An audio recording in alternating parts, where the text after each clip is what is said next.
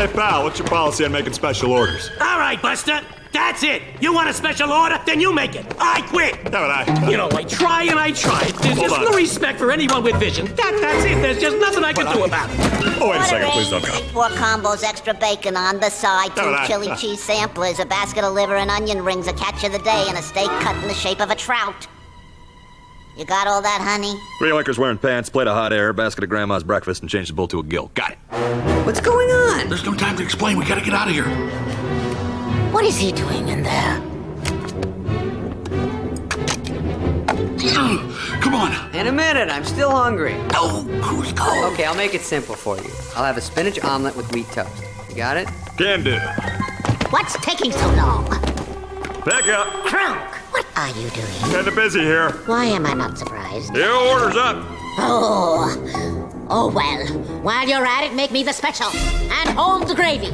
Check. Back up. You know what? On second thought, make my omelet a meat pie. Meat pie. Check. Crunk, can I order the potatoes as a side dish? I'll have to charge you full price.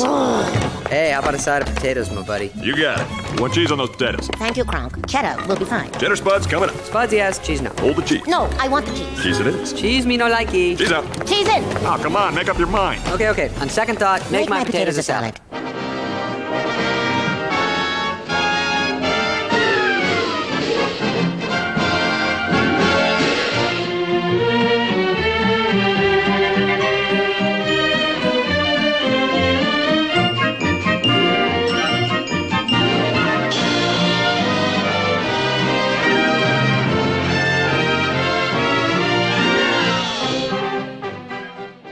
Hello and welcome to Stuff We've Seen.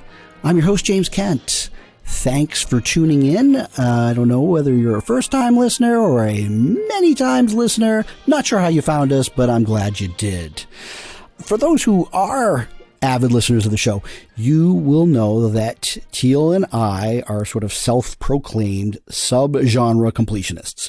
We like to either get into a particular filmmaker or a subgenre and kind of do a deep dive and try to see all the movies a particular director did or a particular weird little subgenre of a bigger genre, like a neo-noir type of thing. And we're always going on about that. So here's a little tie into that story. A few episodes ago, had my friend Mike McQuilkin on, and we were talking about the drive-ins and some of our childhood movie memories. And this movie came up called Child of Glass. It was a Disney TV movie from 1978, and it was something that the two of us, we didn't know each other back then, but we had this shared experience of catching it on TV and wondering what the hell is this movie, and really liking it. But back then, not having the internet, really didn't know much about it. As a matter of fact, I think I missed the first couple of minutes of Child of Glass as a kid, so I didn't even know what it was called. And for years, I wondered, well, what is this movie? And then when the internet came along, I was able to do some weird searching and found out. But Michael, he stumbled upon a YouTube video by this person, Jess Lambert, and she was doing a review of it. And he posted that video on his Facebook page. And of course, I was like, oh, Child of Glass, I got to check this out. And what I was struck by is the person who was reviewing Child of Glass, she has pretty much like a site on YouTube devoted to watching every Disney movie ever. And I'm not talking, the cartoons. I think we've all seen all of the cartoons, and maybe not even some of the, plethora of weird 70s movies they did, but I'm talking every single movie they've ever produced. So I was immediately fascinated.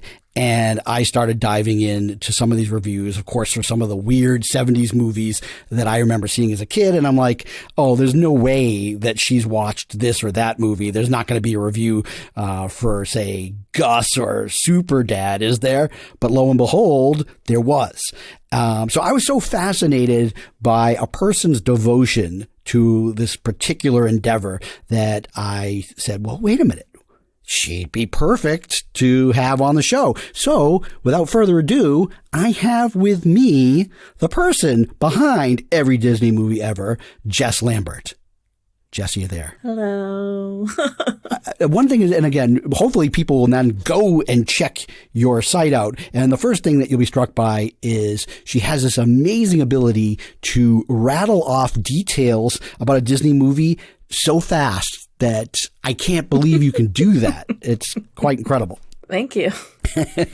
So here's the first question. First question out there is, why watch every Disney movie ever? Oh, man. Because that's a lot of devotion. And man, I got to tell you, not every one of those films are winners.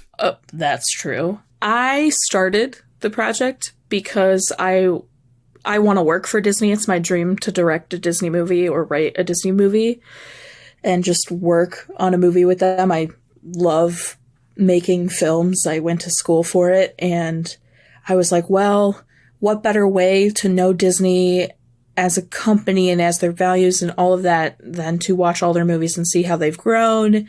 And so I decided I wanted to watch all their movies, and I started compiling this list, and it's just the most organized, perfectionist-driven list you've ever seen, and it's color-coded, it's by date, it's ridiculous. You have like a Leslie note binder. It's an Excel spreadsheet, and it's like color-coded by decade and by type of film, and it's over, 870 movies long, and I was just going to do it. Like, I was going to do it on my own. And then my mom actually said, well, why don't you, post about your progress on YouTube? And I was like, wow, that's a fantastic idea. So in 2016, once I finished making the list, I decided to start doing that. And then I super fell in love with doing the entire YouTube channel and doing the series. And it's so fun to see not even the growth of Disney, but the growth of filmmaking, the trends in filmmaking. You can tell when they've dipped in popularity and when they're super popular. And it's just such an amazing project. So I think it started as me being like, I want to know Disney in and out, and so I can write movies for them, and et cetera, et cetera. And it became this is so fascinating and so fun. I just love doing it. And of course, every sort of completionist, they have their rules. And one might say, Yes. well, every theatrical release that Disney's ever touched. But you go even a step further. You're talking every single film they've produced. And I'm imagining, because I really, I was not the target audience for the Disney Channel in the 80s, but you're talking about the movies that they produced for their television channel. Yeah, so it's a little wonky. I'm doing all theatrical releases under the Walt Disney name, the Pixar name, and then I'm doing television releases that, whatever they did, if it appeared on ABC or it appeared on the Disney Channel. And then I'm doing straight to home video releases. Oh, and there's a whole market that I didn't see.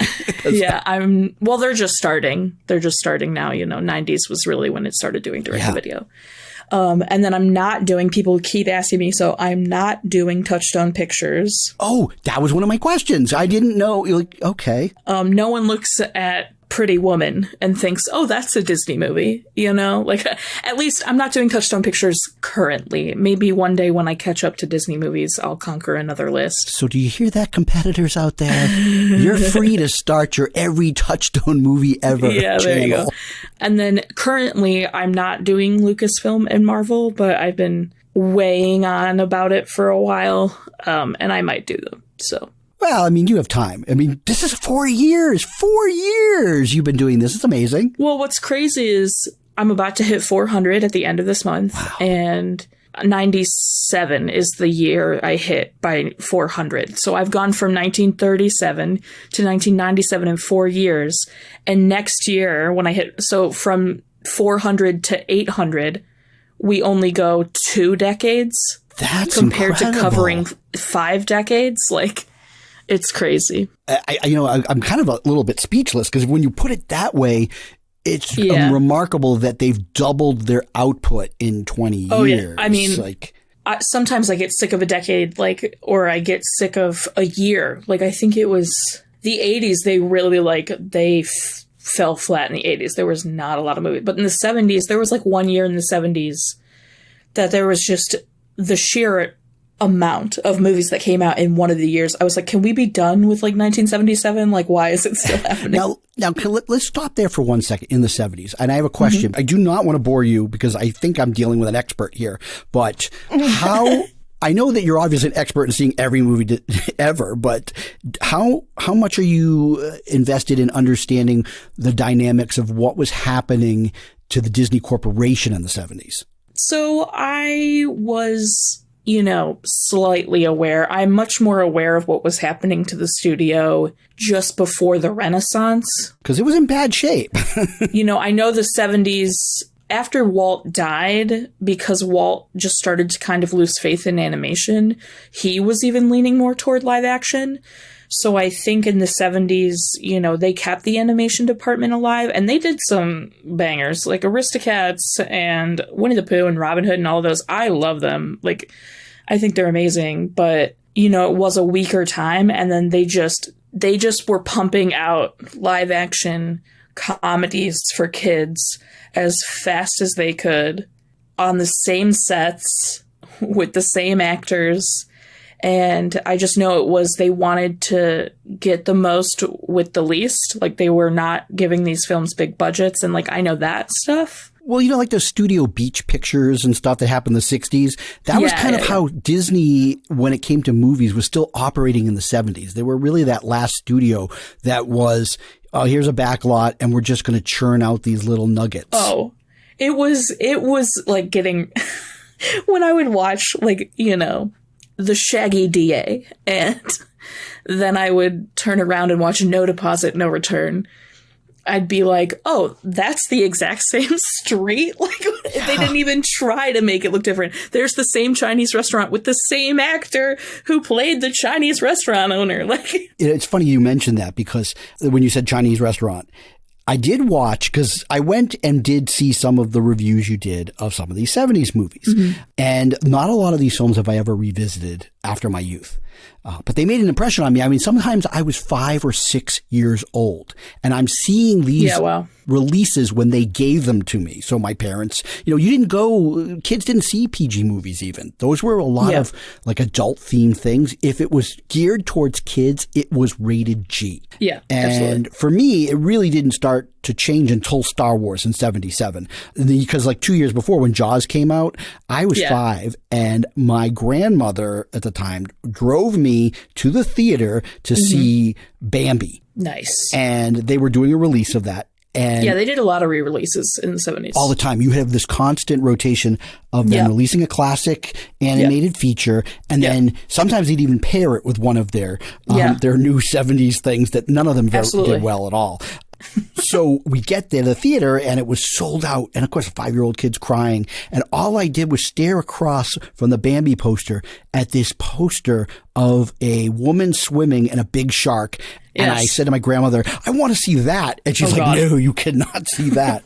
So I couldn't see Jaws, and I couldn't see Bambi, and I had to go see that another time. And that would happen all the time. These kid matinees, we call them. My other grandmother, we'd go with her, and I was desperate to see Freaky Friday. And we went on a half a day at school, sold out. And I was all crying. I'm like, why does this theater have to be sold out? And then I complained until they took me back to see it again, because I had to see Freaky Friday, which I thought was the greatest movie of all time, until I saw Star Wars. And now these films, you look at them differently. So I was obsessed with seeing this film that I saw a preview for on TV called One of Our Dinosaurs is Missing. Oh, God. I know, and I say that because I watched your review. And God. I was only it came out in 76, I think. So. Oh, yeah. I mean, you're a child. Yeah. I mean, it was a movie of its time, for sure. I didn't have Jurassic Park at my age, so I had that instead. And I only remembered really one thing, and it was sort of, I guess, to the end, where there was some kind of car chase, and the dinosaur was sticking out of a truck or something. Yes, and that's on a flatbed, yeah. And then I didn't see it again for years. And I kind of one of those things where I thought, oh, it didn't exist. And I feel like it was now 15, 20 years ago when it was on TV, and I caught 5 minutes. And of course, my jaw dropped at how awful racist it was. Oh my gosh. And that is, you do a great job talking about that. Thank you. Oh, thank you very much. Of the fact that this, in a lot of films, characters who are Asian were played by white people. And it's horrible. Yeah. And even if it was played by an Asian person, they were caricatures. So stereotyped and just offensively. So, and I think that's one of the things that's interesting that I'm sure you've experienced, and maybe it's a little unpleasant at times, is the Disney, the way Disney handles race throughout their history in films is either non-existent or problematic, or, you know, in the case of Song of the South, just like, whoa. Yeah. So people, like, there are people that get very mad at me about the One of Our Dinosaurs is Missing video because they're like, oh, well, you didn't even review it. You just stood on a soapbox. And I'm like, okay, well, I did review it. I said it was terrible because it's bad. But I understand that movies were made at a certain time when, you know, it's not now, where people are much more aware of that and what's correct. And I'm aware of that. But I think it's important to point out Disney's past faults, because how are they going to be held to keep improving? Because they have gotten light years better than they used to be. I mean, Peter Pan, the Native Americans were drawn with actual red. Yes. Actual red. Like, that is so not okay. Now, when did you see films like that? And did you first see them as a kid and maybe didn't pick up on these? Yeah. And then you look at it later with a different lens? No, so Peter Pan was never my favorite growing up. I wasn't a big Peter Pan fan. I saw it when I was little, and then it was like, yeah, okay, whatever. Like, I don't care.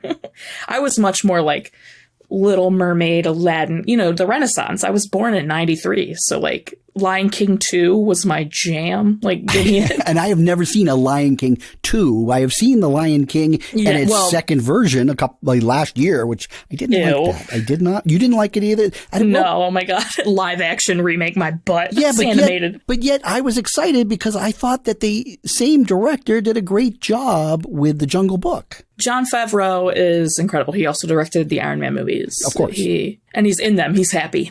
I love Jon Favreau. I think he's an excellent director. He just got inducted into the Disney Hall of Fame. I think it's well deserved. But the live action Lion King, it was just the same exact movie. So it was like, I mean, okay.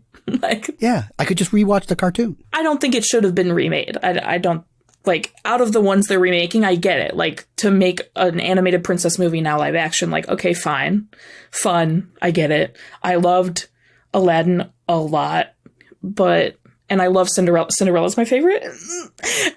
Which one? Of the live action, or you're talking about the live action cartoon? remakes? Cinderella's my favorite, for sure, hands down. It's so magical and captures everything. I did see that in the theater. My two boys, a few years ago, they were much younger. And they're still young, but they were out of, I mean, they don't even want to watch a Pixar movie anymore. My wife and I, yeah, I know. Tragic. Kids, that's that yeah, small absolutely. age. I mean, and I get it. They don't have the same magic that you and I have. But now going back to that, so would you say that your two, favorite Disney movies are The Lion King and The Little Mermaid? No. No. Well, tell me what your favorites are. It's one of my questions on the list. Normally when people ask me what my favorite Disney movie is, my response is, I haven't watched them all. I'll let you know. Oh, I like that. Because of my project, because of what I'm doing. Do you want to know what mine is? Yes, absolutely. Treasure Matacumbe. No, it's not. No way, really? No, oh my God. It isn't. But I saw that when it first. It was paired with the Apple Dumpling Gang. Oh no. I think the Apple Dumpling Gang had already come out, but it was a double bill. And my parents had to go somewhere, and my dad's twin brother took my sister and I, and I was really excited to see the Treasure of Matacumbe because of the commercial and that song. And then it was a snooze fest, and I was very sad. Nah, compared to a bunch of other movies in the 70s, Treasure of Matacumbe was, it was slow, but it was still pretty good. Well, it was never a dull moment, which I also saw your review because I was tortured as a child having to go see that. And I'm like, what is this movie? It is the worst.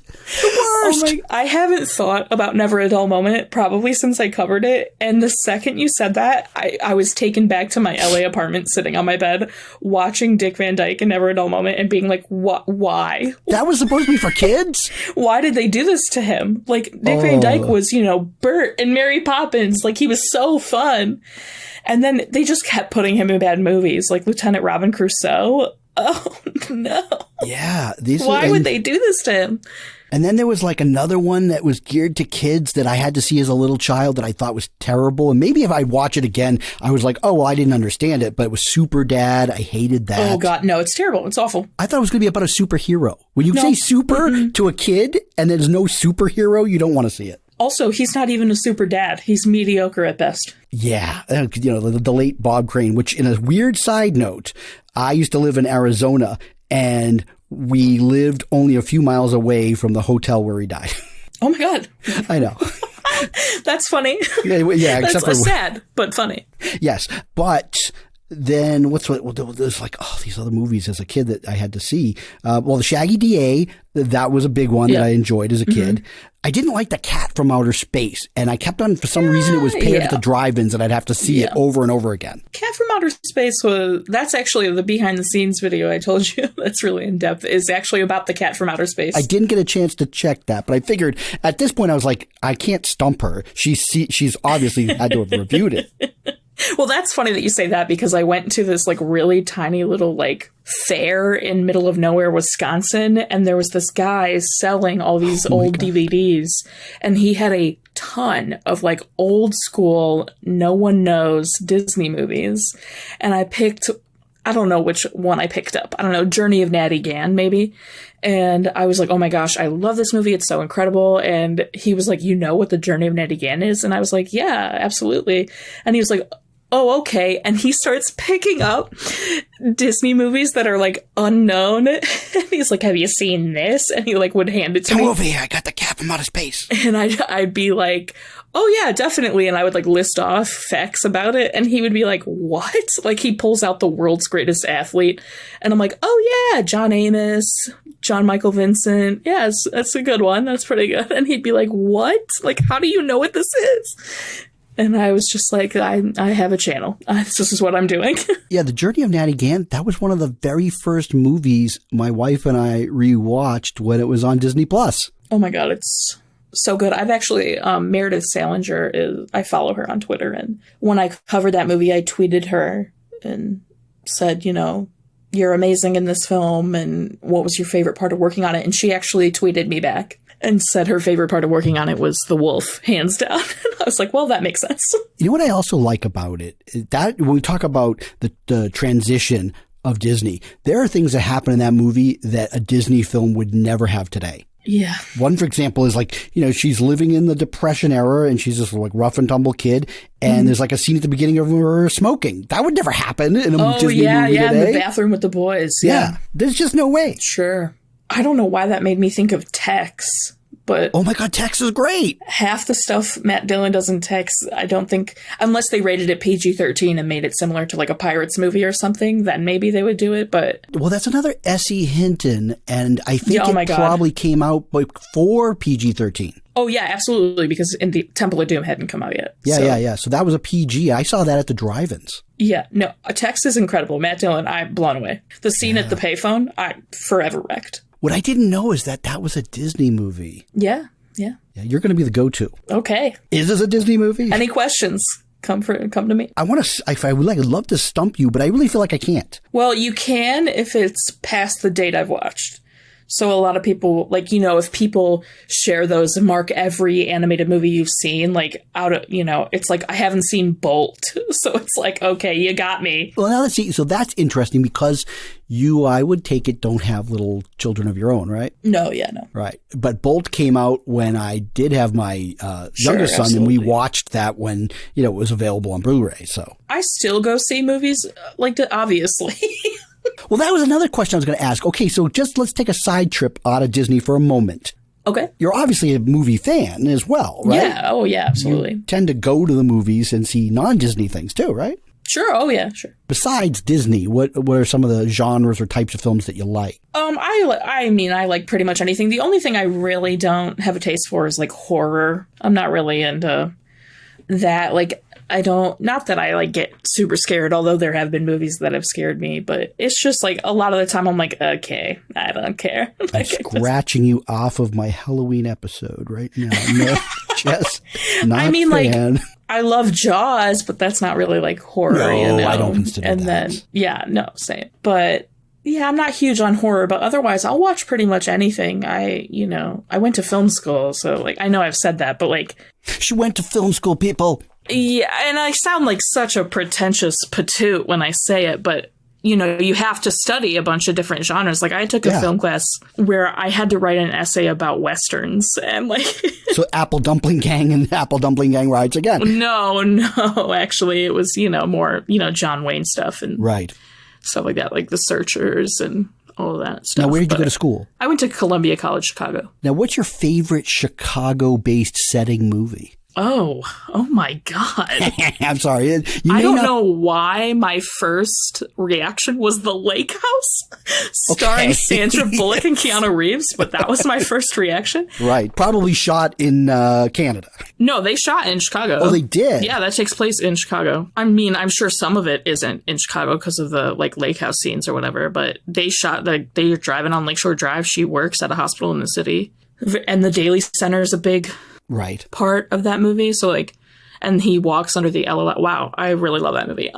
Anyway, I don't know. I mean, like the Batman movies technically take place in Chicago, and the new Superman movies use Chicago as metropolis, and those are fun. Now, out of the Disney movies you have seen, what film, and this would be one where you didn't really say have any preconceived notions about, you didn't know much about it, which one impressed you the most? Like impressed me technically? I don't know, it doesn't matter. I mean, anything. You're just like, afterwards, you're like, whoa, I wasn't expecting it to be that good, Probably the first film that like I had never seen, had no preconceived notions about, that absolutely just like blew me away emotionally was a television release called Almost Angels. It was my first number one. I do a top 10 best every year. Oh. Almost Angels is about the Vienna Boys Choir. And it's about a little boy who wants to sing and be in the choir, and he gets accepted into the school, and he kind of like has to find his footing, and there's another boy who's like the star,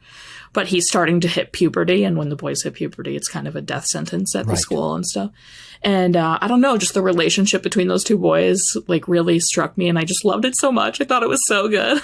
What year was that? Ooh, 60-something, 66. And Haley maybe? Mills wasn't in it? No. It was on TV. It was so big for me as a kid, is the Haley Mills movies that were Disney. But it is on Disney Plus if you ever feel like watching Almost Angels. So is that like sort of a gift to you in your quest that suddenly like, whoa, I've been scrounging for Cat from Outer Space? Well, most of the time I'd either find the movie, because some people, like some of these are just like up on YouTube, and I'm like, wow, how is this happening?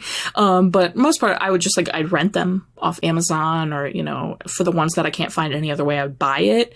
And Disney Plus has definitely helped and saved me money on having to rent and buy movies 100%. Yeah, but they don't have a couple of things that I thought for sure they would, and it was the very first things that I searched for. So strange. Absolutely. And so two of the films, and they were 80s movies, and maybe they'll come up. I mean, I'm assuming that they'll add things, is Something Wicked This Way Comes. Oh, so good. I had to buy that. And Watcher in the Woods.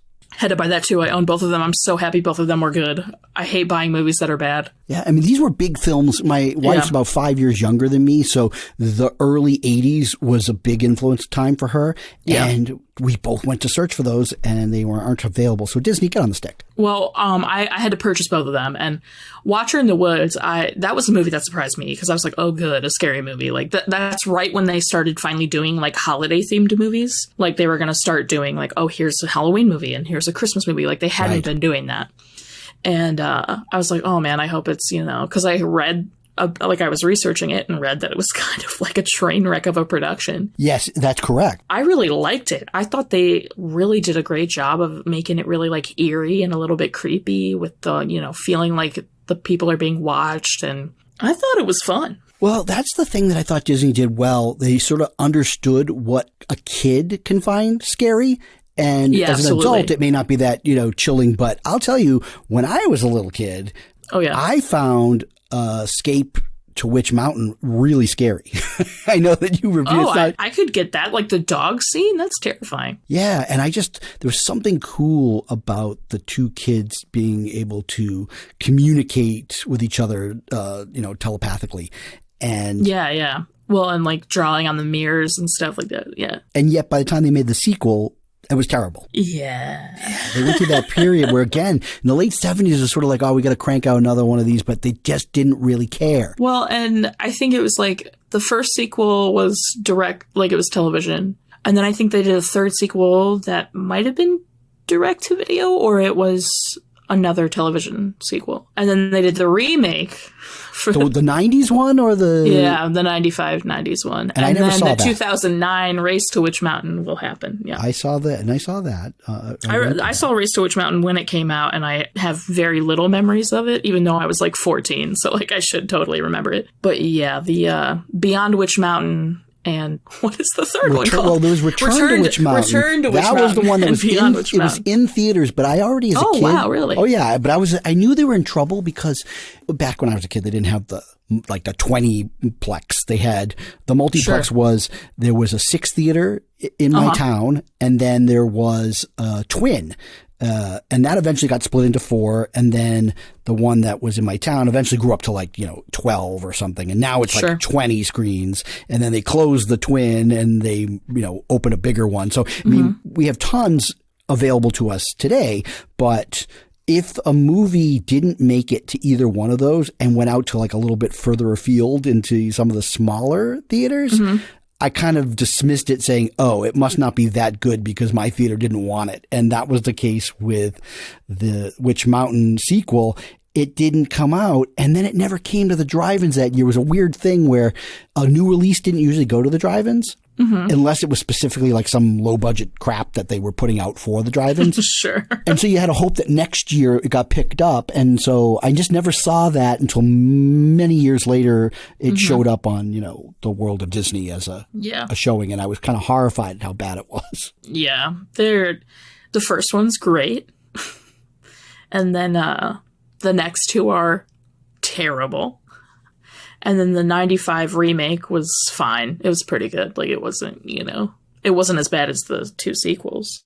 Now, is there a movie in your quest that you were really looking forward to, and then in the end you watch it and you were so disappointed? Ooh, I don't know if I know there have been movies where in my videos I say I was looking forward to this and I'm disappointed. I can definitely think of movies that I went in with very low expectations and was surprised, but I can't think of a movie where I went in with high expectations and was like super disappointed. I mean, I can definitely tell you about movies where I went in with like, okay, like, let's see how this is. And then I came out like, oh no, just why?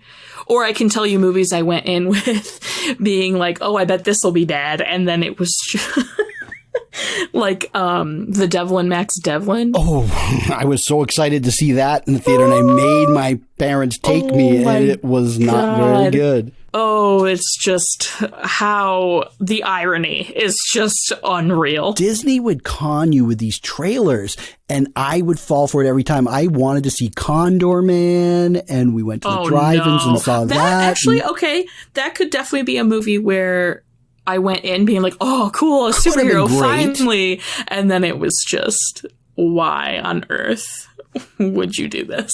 Now, what about Tron, the first one? I love Tron. What is your experience seeing Tron? Like, was this a childhood favorite, or how do you come to that? I've seen Tron since I was little. I think when I was little, it was more about a tiny crush on Jeff Bridges than it was about me understanding everything that was going on. I did really enjoy like the unique look of Tron compared to, because the effort that went into the look is incredible. But finally, like, sitting down, and the thing I love so much about this project is sitting down to watch a movie I've seen 1,000 times. I have to like watch it diligently and with like this whole critical eye that sometimes the movie can like surpass my old feeling about it. So I feel like Tron, I liked growing up, and then I like learned about it and watched it and was like, this movie is just like so good and incredible. I'm blown away. So as part of your project, if you come across a film that's next on your list and you've already seen it, you won't be like, oh, great, I can just fake it. You actually will rewatch that movie. Oh, yeah. No, 100%. I need to like take screenshots and I need to take notes with a critical eye this time. And yeah, absolutely. I mean, are you doing this as sort of as exact order as you can, or is that not always possible? Or it's in chronological order by year. So I'll move around in a year if I have to. Okay. So like, you know, if I have a guest that wants to be in like right now I have a guest who wants to be in Hercules, and Hercules is coming out in September, and he can't film with me, you know, the week that I would technically, if I were just going in order, be filming Hercules, but Hercules is in 1997 and all the movies surrounding Hercules are in 1997. So I can move Hercules to like the end of September so I can film with this guest. I gotcha. You know, like it's not that big of a deal, but if I have to move it out of a year, like, no, I'm not doing that. Okay. So you're not that much of a stickler that it has to be, nope, this is the next film and it's now because I don't even think when I made it, I just did it by year. Like, I don't even think it's in order by month, you know, like. Still, it must be tough because some years are probably better than others, right? Oh. You know, and how do you keep that momentum up when you're like, I just want to get to 2000. There's so many goodies and I have to wait. I think having the schedule, it just really helps. Like, you know, I put out 2 videos a week and I'll get to 2000 when I get to 2000, you know, like. Are there, I mean, I'm sure you have a bunch of films and you keep probably on a list of ones that you have not been able to track down. I think I even heard you like mention 1 or 2 before on some of your videos, but what are like sort of holy grail list of like, what are the ones that for whatever reason you can't see and you want to, and it's almost a shock that you can't see it? Well, I think anything in the 90s that I can't find and watch is flabbergasting. Like, because I thought you would have like a hard time finding something from like, say, the 70s or something, but apparently not. Yeah, no, absolutely. Like, there have been unwatchables through the decades, but the older the movies, you know, okay, that makes more sense. Like a television release that was seen 1 week and then everybody forgot about it because it wasn't super popular. That makes sense. You know, like A Boy Called Nothing and The Secret of the Pond, like that makes sense that I might not be able to find these movies. The funny thing is when we were kids and watching The Wonderful World of Disney, and they would offer up some of their releases and show you a part here and a part there. And yeah, I didn't know what they were. I just watched them. So I could have ended up seeing some of these and not even know that I was seeing. Yeah, absolutely. So like those 2 titles, I have no idea what they are. Those movies, not being able to find those makes complete sense to me. Like, I'm sure some, like, historian who collects all of these has them somewhere, and I've been in contact with some people who've been able to get me some. Like, I had someone mail me a DVD version of a movie I wasn't able to find from England because it was released on DVD in England. Oh, that's cool. Yeah, so incredible. Like, I've had people do that kind of stuff, and I've actually had, like, another heartwarming story is I've had someone find The Track of the Snow Bear for me, and I was able to watch it and do like, look, I found this, here's the rewatch of it, blah, blah, blah. I had someone contact me whose grandfather in Alaska helped with that movie and was in the movie, who hasn't seen it since it came out, and was like, oh my gosh, if you could find a way for me to get this movie, I would love to show it to my grandfather. Like, all this kind of stuff. Like, it's so incredible what the project has been able to do. Well, I think that's one of the things, again, that fascinated me. And of course, clearly, I'm not the only one. There's like people, you know, all over the country that when it comes to Disney, right, good, bad, or indifferent, their movies, like everything else about them, they touched each and every one of us at some point in our lives. And they stick together like memories, you know? And so when you get a chance to look back, and so for me, it's like, what, the 70s, because that's the time where I saw almost everything that was being put out in the theater. And even if they're terrible now, when you watch it, it helps bring back those memories of... That was another big thing. Like, there would be people, you know, commenting on some of my videos who would be, you know, I get where you're coming from, but this film holds such a nostalgic place for me. And I would comment back and be like, oh my goodness, like, I can completely understand how nostalgia would play a factor in you enjoying a movie or not. Oh yeah, I mean, it's hard. I'm seeing it for the first time at 26 years old in 2019, you know, like, yeah. I'm not living off of a very vague memory that brought me so much joy and then seeing it and being like, okay, it's not great, but I still have like a place for it in my heart, you know, like I can totally understand how that plays a factor. Absolutely. Yeah, I mean, if I popped on to Disney Plus and sat down and watched Gus, as I did as a young adult, and I was like, oh my goodness, this is the worst. Like, look at this really bad rear projection that they're doing. Like, I didn't realize the whole football stadium was that way. And then we're just filming it in a closet. And yet I still can make a separation from the little child who was taken by his parents to see it at a theater at night, which we didn't do too often, and sat in this crowded theater and watched Gus and thought it was the greatest. Wow. Yeah. You know, and so those are the nostalgic memories, but I'm also, I'm a film guy, and I'm realistic that these movies don't hold up. Though I have one little disagreement with you, and that is in the Dexter Riley series. As a kid, the first one that I was conscious of remembering seeing, because my parents told me that I saw Now You See Him, Now I Don't. Oh, yeah. When it was like maybe at the drive-ins or something, but must have been like 2. The Strongest Man in the World, I saw before the computer wore tennis shoes. Oh. And I thought The Strongest Man in the World was the greatest. I kept on wanting my Fruity Pebbles to be the magic formula. It was going to make me super strong. And I'd ride my bike around the neighborhood thinking I was going to be Dexter Riley. Yeah. And I don't think I had a knowledge at the time at how little Kurt Russell was in that movie. Yeah, yeah. And I thought that was interesting. You pointed it out that he's not even, the main guy in the film. I think also for that trilogy, or a lot of series really in general, the first one you see might end up being your favorite.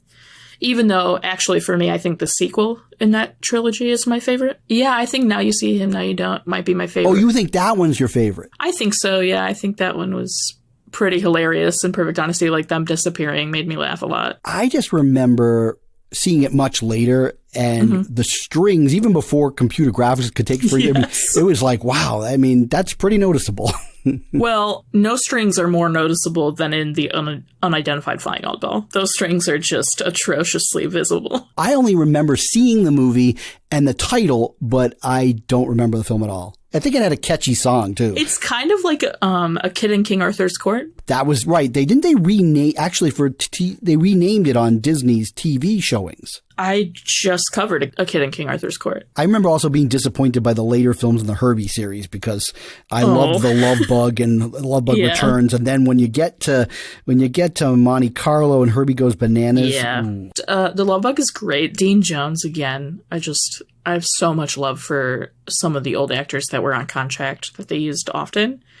And Dean Jones is great in The Love Bug. It's probably not my favorite role of his for them, but he was so good in it. And then it's the second one and the third one that he's not in, and it's Ken Barry. Yeah.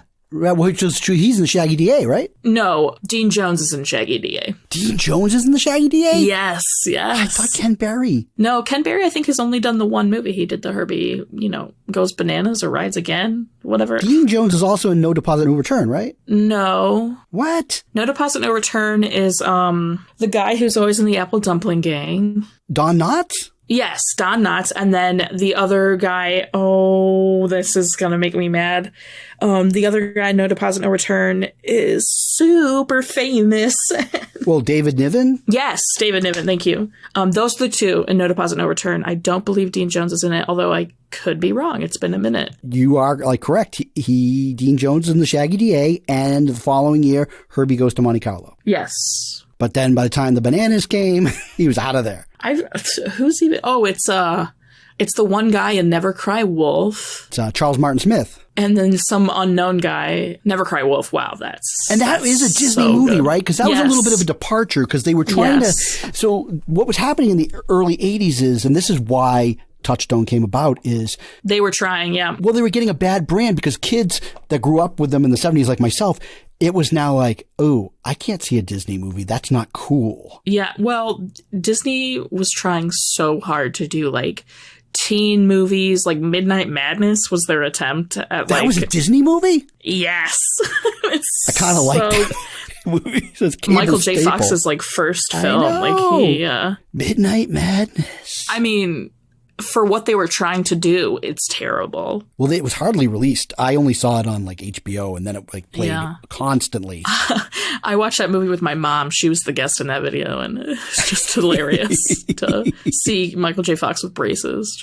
It was amazing. But they were trying so hard to make like Superdad and Midnight Madness and movies like that, where they were trying really hard to make movies for teens, but they also wanted it to be family friendly, so they didn't include, like, you know, concepts that would be in movies that teens were enjoying, like Caddyshack. Exactly, right. So they would crash and burn. Well, the game was changing, but they weren't keeping up. I mean, you know, everything's changed when the VCRs came out. Yeah. Mm-hmm. Laserdisc. Well, there was a lot of films when I was little that my parents weren't going to take me to in the theater. Sure. But as soon as we had a VCR, for some reason, they had no problem renting them for me. That's cool. Yeah, so I had a naughty adolescence. I watched this video that you did, and the reason why I watched it, because it reminds me of the kind of films that Disney used to make. They're a little daring, maybe not as kid-friendly, a little dangerous, and it was beautiful looking, and it bombed. And that's why they don't... Never Cry Wolf? No. You're sort of in the ballpark. This is why they stopped making these types of films. But I saw this in the theater with my, he's not here with us right now, but Teal. It was 1993, A Far Off Place. Yes.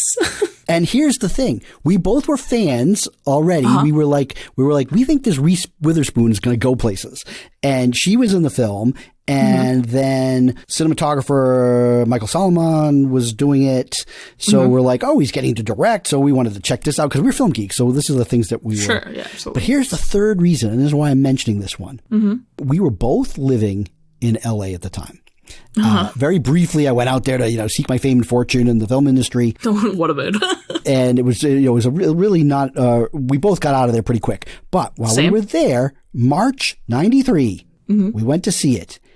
They had just refurbished, Disney did. They bought a theater in Hollywood. They refurbished it, the El Capitan. No way. And I don't know if you've ever been able to go to the El Capitan. I've never been in it, but I've definitely been on Hollywood Boulevard outside the El Capitan. The El Capitan, it was the most amazing movie palace experience we'd ever been in. It was shocking. It was so gorgeous. We were like the only two people seeing this thing, and we saw it opening day. And we were like, oh, this isn't going to do well because no one's here. The theater has like 5 curtains, different colors and lights, and they pull them up in there, and you just feel like you're in the movie palaces of old. It was great. But I thought of that, and I was like, you know, this is like the movie experience. And even though I, for years, couldn't even think of what the name of the movie was, I remember the experience of seeing it. Oh, yeah. It's a good movie. Yeah. Like, I liked it. What you reminded me in the video of, like, I didn't remember anything other than she gets lost. And the fact that it starts off so pretty horrible. Cool in that movie. Yeah, she kicks some butt. I know. She blows up a Jeep. It's fire. But the whole thing with the elephant poachers and cutting the tusks and stuff, and then they get killed. It was crazy. I was like, oh my goodness. It's a lot of death right at the beginning of that movie. Yeah. So, you know, it's just, again, it's fascinating. That was a whopping 4 parent deaths. We love when that happens. I know. You know, so, again, I think what you do is super cool. And obviously, you know, you must be getting good reactions to it because you continue to do it after 4 years. You know, you must enjoy it, but it might be hard at times to keep the momentum up, I imagine. Or is it, or maybe it isn't. I definitely go through cycles, I like to call them, where it's like, oh, no one likes it. I have to quit, which is crap. It's definitely my head more than anything. It's me being like, I need to improve. I need to always be finding something new to do and stuff like that. So it's all me putting it on myself. And then I go through like, oh my God, I love this so much. It's amazing. Like, you know, and, but sometimes I'll go through like, oh, I really, really don't want to make a video this week. Like, I just don't want to do it. I want to break and stuff like that. But I think since finding my schedule of being a month ahead and only having to do 2 videos a week, because before that, I was a maniac. I would do like 4 videos a week. Wow. And then on top of having like the part-time job I was having at the same time, and then helping my family with like babysitting and all that kind of stuff, it piled on and it would make me very like stressed out. But then once I got a month ahead and then was just doing 2 videos, it like completely cured a bunch of stress I was having.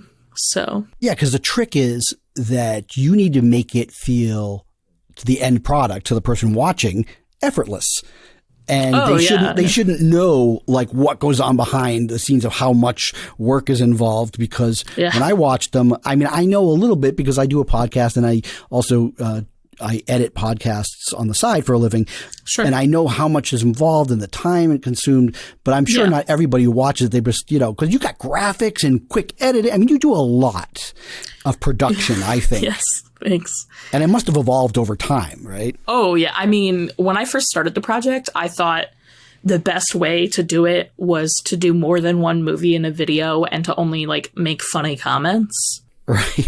And so I think I have like 5 videos where I cover like maybe 5 to 10 movies in each video. So I've seen one where it was like a combination one. Yeah, and then it went from there to like, no, that's actually way more work, because then for one video I have to watch like 10 movies, and that's no way. Yeah. So then it became that so August of 2016 is when I started. And then by January of 2017, I started doing the 2 videos a week, 1 movie, 1 video. And it was more like I didn't do the research I do. Like I wasn't saying it's directed, cinematography, editing, music, and writing by, and it stars these people, and the production, blah, blah, blah. Like I didn't do any of that. I would watch it, and I actually got a lot of comments about how I spoke too fast. So I've slowed down a bit since I covered the 70s movies for sure. But I'm definitely still really fast just because it's a lot of information. And there are some videos I have that are like 40 minutes long. And if I don't speak at least relatively quickly, they'd be like an hour and a half. Yeah, so. no, it makes sense. And I like it. Like, again, I like your whole style and approach. Thank you. People might just tune in because they want to hear about a movie. Mm-hmm. That they've like, again, like I came for Child of Glass. I stayed for you. Oh, thank you so much. And that's what I think is really cool. It's like, I respect the project. I love that devotion. Yeah. And I know that at times being devoted to something like that can have its ups and downs. Yeah, absolutely. Well, and I always get like, sometimes it can get a little stale because it's like the same formula, but then like I'll get a new idea about something. So like there are 2 videos in my entire plethora that have like I did like a romantic montage of people I shipped in the movie, or like I started doing when I did the rewatch series of the animated movies that didn't get covered the way I cover movies in depth now. I started doing this thing. People had been saying like, oh, you should compare like movies to their original book or their original fairy tale. And I was like, that's a really good idea.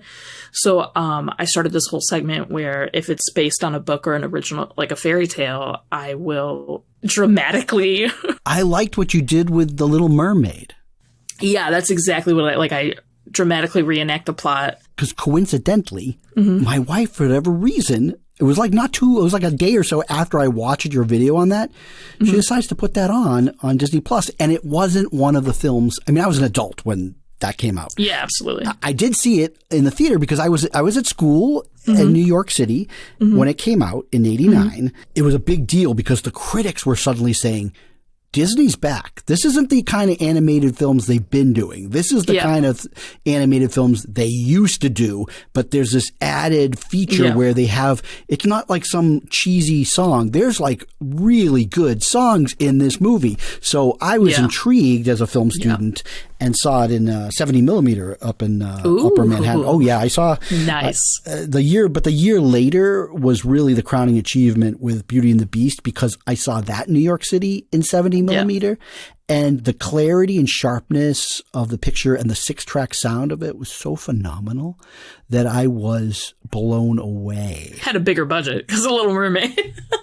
The animation department was at the brink of being disbanded. Like it just, with Black Cauldron doing so terribly. Saw that in the theater too. The animation, department was moved to a building off of the lot. Like they were in some whole trailer in Glendale.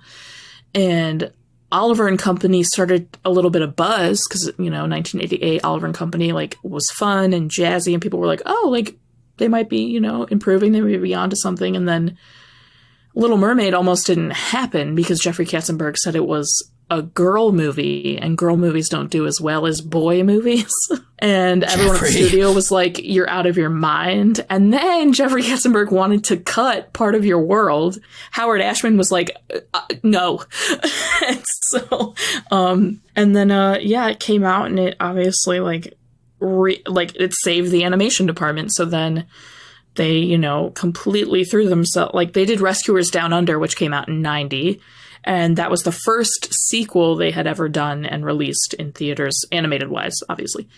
It didn't do well as a sequel, so they're like, oh, okay, so we're not doing those anymore, until then Toy Story 2. But then they were working on Beauty and the Beast, and Beauty and the Beast, when it came out in 91, obviously was a complete game changer. Like, people still think they haven't topped Beauty and the Beast. I mean, topping. I mean, now it's all changed. I would love to see them go back to a traditional animated film. I mean, the last one was Princess and the Frog, right?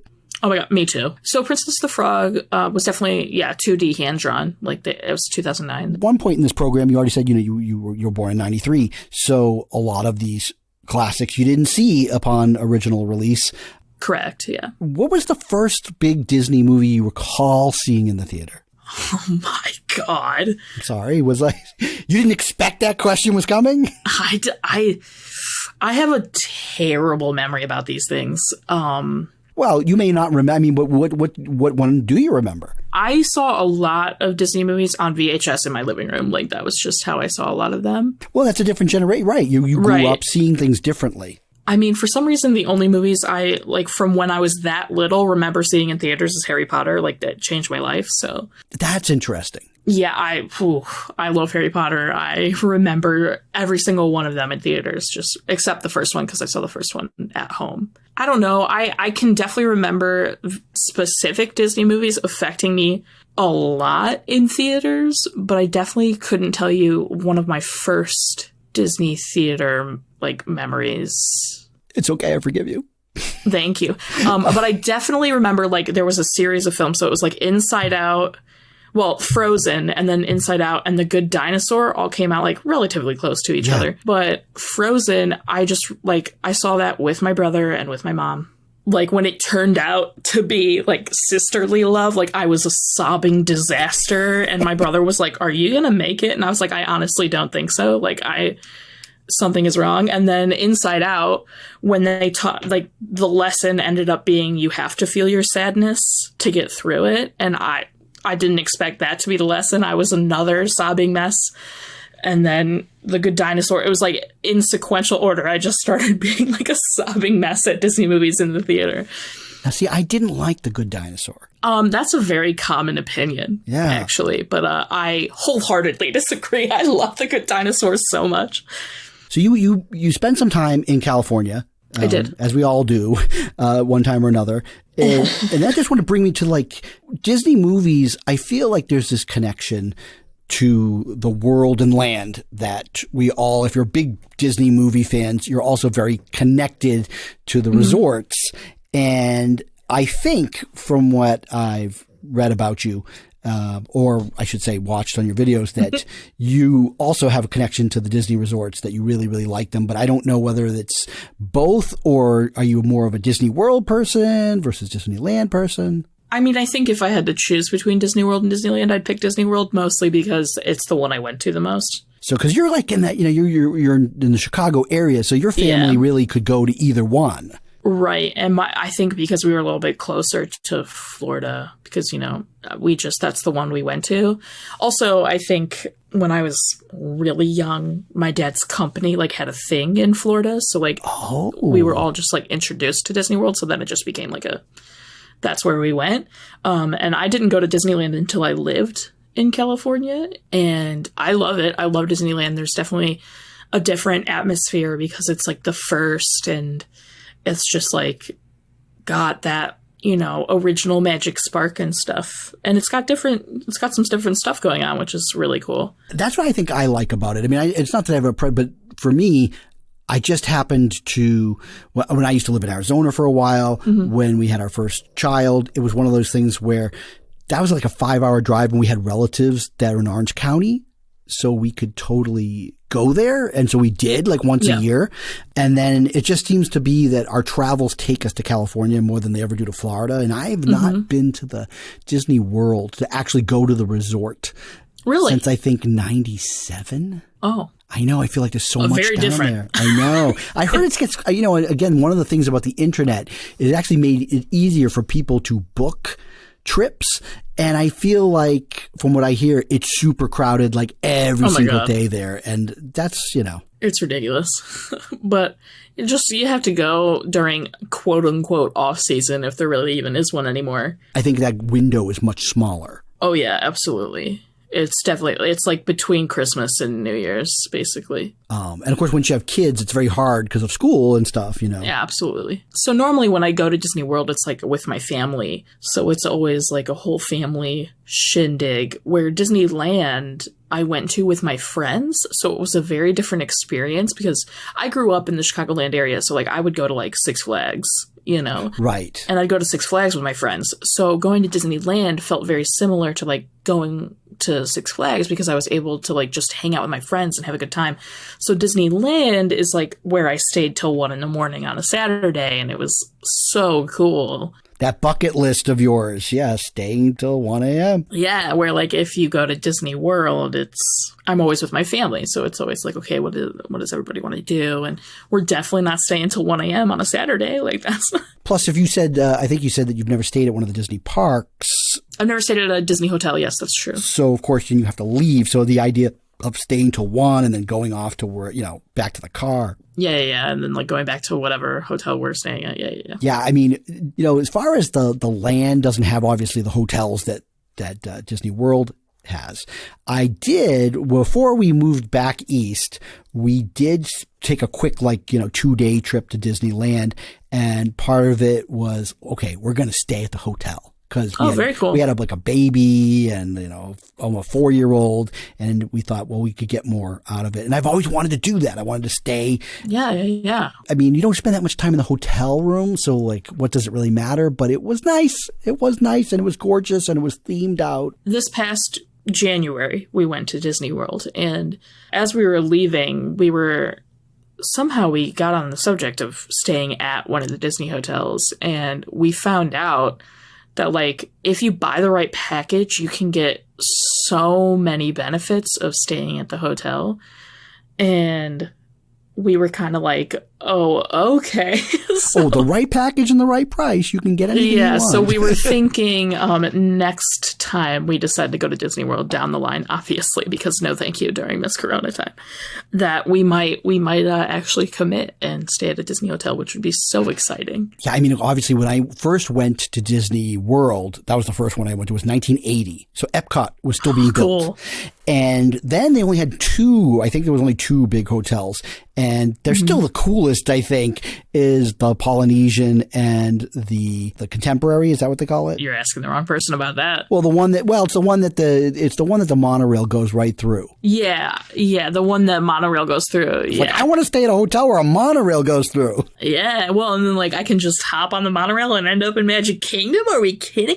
And now they have the Skyline. I don't even know what that is. What? So normally, the monorail only runs to Epcot, the hotel, and to Magic Kingdom, and then to parking or whatever. Yeah. And then to go to any other park, so Magic Kingdom or Epcot, you'd have to take a bus to Animal Kingdom and Hollywood Studios, or back then MGM Studios, if you're true. I went there in 93. I have been to MGM Studios when it was MGM Studios, for sure. You had to take a bus. Well, now, I mean, there's still buses, but they have this Skyliner, and it's like a ski lift, basically, but enclosed, and you can go from Magic Kingdom or Epcot to Hollywood Studios or Animal Kingdom, and Animal Kingdom to Hollywood Studios, all of them via this Skyliner subway thing. It's like a subway system. It's like a ride in itself. It is. It's so cool. We we're like, oh my, is this what was under construction last year? Because we went in 2019 and then we went this year. And we were like, is this what like was under construction that whole time? Oh my goodness. And we got in it and it's like, it takes you to a hub, basically like like, you know, like if you take the subway in New York or in, you know, Chicago and you transfer to your line. And like, it was so cool. And there's just, I mean, it is just such an experience there. But you know what? I've at least got to go to the land. And one of the things I got to do absolutely. Was go to the Star Wars world. And that was really amazing. Yeah. Wow. Galaxy's Edge in Disney World is also incredible. So you did go, you've been We did. there. In January, in Hollywood Studios, it was pouring. Oh no. So we were like, okay, why don't we just like go see Galaxy's Edge and then we can like get out of here, because Toy Story Land and Galaxy's Edge were both new. And there was no way, like, the lines were like 3 hours and the other ones that you need boarding passes for were all gone. And, you know, so there was like, there's no way we're going to get on anything, but like, let's at least go see it because it's a newer one. So it's going to be really immersive. And we went back there and it's stunning how like accurate and just immersive it is. Well, that's the best part about Disney World and Land is the rides are great, but the experience of walking around, when you go to one of these lands, you really do feel like you're in some magical other world, you know? Absolutely. It's like in Disneyland, which I don't think they have this in World. And it was really cool when it first opened and my son was, because this is his generation, he grew up with the Cars movies. Like those were his the favorite. Cars ride at California Adventure 6. Car Land is insane. At nighttime, you just feel like you got put into the movie. The neon lights and the cones where you can get all different flavors of like popcorn and like all those things. So good. Yes. And then I'm a traditional land person as well, because for my wife and I, like, we love the adventure land the best. I still love going to the Jungle Cruise at night because it feels a little bit more realistic. Yeah. Which, by the way, the little thing is that with all that's happened with the pandemic and all the movies that have been postponed or canceled, it's hard to forget that this summer we were going to have the Jungle Cruise movie. I know. It's crazy. Well, I am so glad they dumped Artemis Fowl on Disney Plus because I didn't waste money on that movie. Oh my gosh. Yeah, I didn't watch your review, but I'd heard it wasn't very good. I heard they altered the story from the books. And my wife wanted to watch it anyway. She watched it with the youngest. They got through like 20 minutes and I came back downstairs because I had no interest. And they're like, I'm like, why are you watching something else? They're like, it wasn't very good. Yeah. I was excited because I grew up, I read the books. I loved the Artemis Fowl books. And I actually haven't made a video review about that movie because I'm going in order, but I did tweet. I live tweeted as I watched it. And I was so disappointed. Like Kenneth Branagh, I loved the Cinderella live action remake and he directed that. So I've always had hopes for him, but like he directed the first 2 Thor movies and those weren't very good. Yeah, I know. And then now he's directed Artemis Fowl, which was atrocious and they should be ashamed. He's a guy, he really will take a paycheck. I mean, like, but what's so disappointing is like his like Much Ado About Nothing and Hamlet that he has directed and been in I know are so amazing. And then Cinderella was so magical. Like, I'm so disappointed in him for his... Well, there you go. See, we've come full circle because I asked you what you were disappointed by, and I know it wasn't... There's one of them. It's true. Artemis Fowl I definitely went in with high hopes and was very disappointed. There we go. We found the movie. You have answered a lot of questions for me because I wanted to know about, like, you know, how, like, there must be a temptation, right, when there's some new content on Disney Plus that you want to review those, but... Say, like the Hamilton movie. You do count that as a Disney film, right? Yeah, absolutely. Right. Yeah. And you probably have watched it, right? Oh, yeah. Of course. Like, yes, I have. Well, you know, what's funny is that my wife has been obsessed with Hamilton for years. And when it came to Chicago, which I think it's still there, well, not now, but, you know, it's on hiatus. Her mom had a conference she had to go to. She flew my wife for her birthday there, and the two of them went and saw the Hamilton. So... Oh, that's awesome. I saw it in Chicago as well. I would like to see now, of course, after I see the movie of it, I wanted to see the production even more because I'd been hearing the record for months and months and months. And I couldn't make all the connections. But then when you watch it and you see how it all fits together with the actual actors singing it and performing it, it really, I'm like, oh, I want to see it. Okay, look, I'm not going to keep you forever. But here it is. It's all good. But I feel like I've like probably only scratched the surface, and there's like 1,000 things that I like afterwards. I'll be like, oh my goodness, I blew it. I didn't ask her this. So hopefully, if you had a good time, which you can lie to me now and say you did, and then later be like, oh my God, that was awful. That you'll want to come back on, and we can talk some more. Absolutely. Because like I said, by then I'll have figured out 1,000 things I didn't ask you and should have. But now's the time on the show where I want to hear some plugs, so that if people are like, I totally got to check this Jess Lambert out, where do I go? Give me all the plugs. Oh, okay. Well, on any social media, I'm Jess Lambert 19. You can find me on Facebook, Twitter, Instagram, and most importantly, YouTube. My YouTube channel does cover every Disney movie ever, but I also do a lot of other fun stuff like vlog. Every Christmas I do Vlogmas. You can find me on TikTok, technically, but I don't really do anything on there. If you have any Disney movie related questions, you can email me at everydisneymovieever@gmail.com. Yeah, check out my channel. Right now we're doing Celebration Month. The 400th is on the 28th. The 4-year anniversary video is on the 29th. And there's a lot of bonus content on my Patreon if you want to go join that. You can request a movie on Patreon that isn't Disney, and I'll cover it the way I cover Disney movies. Oh, that's pretty cool. So you can head over to Patreon and do that. But also lots of fun bonus stuff goes on over there. I do, interviews and Q&As and live streams and vlogs. And here's my own personal plug of it. Disney, listen, I know you're out there. You're probably going to be like, oh, what does James want now? Well, this is what I want, okay? I want you to check out Jess's channel. And then you should be thinking about, how can we put her on Disney Plus doing this? Because it's really a cool concept. And, again, she's, you might have to you'll probably have this whole Disney set of rules that you'd have to follow. But I just, if anything, give her a pass to to Disneyland, and then give me a pass, but then also give us a pass to Club 33.